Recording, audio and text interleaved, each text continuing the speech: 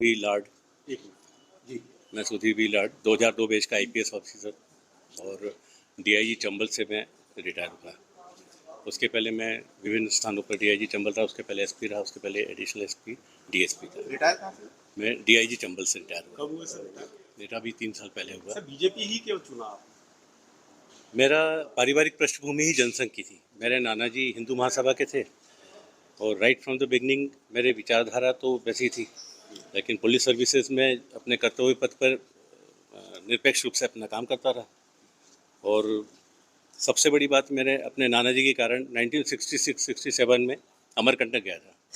तब से मैं माँ नर्मदा जी का ही मुझे इष्ट है और उनकी कृपा से ही मेरी सारी पोस्टिंग्स वगैरह जो हुई, मैं बस जैसा माँ का आदेश, ये मेरा परमानेंट वो रहता है। तो माँ नर्मदा जी की परम भक्ति मुझे प्राप्त है, ये मेरा सौभाग्य है।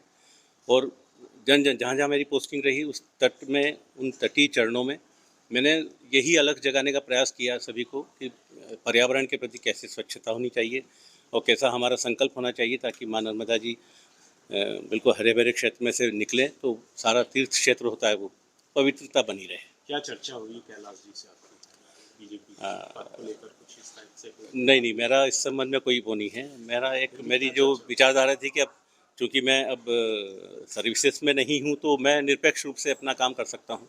इससे मैंने अपने मन की मंशा के अनुरूप भारतीय जनता पार्टी को चुना है, क्योंकि माननीय नरेंद्र मोदी जी हमारे देश के प्रधानमंत्री, यशस्वी प्रधानमंत्री, इन जैसा न कभी कोई आया है न कभी कोई आएगा।